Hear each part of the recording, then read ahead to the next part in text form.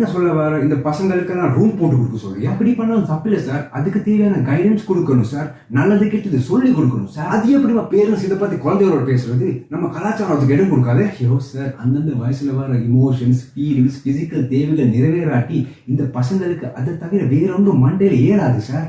அதை பத்தி மட்டும் தான் சார் மைண்ட்ல இருக்கும்.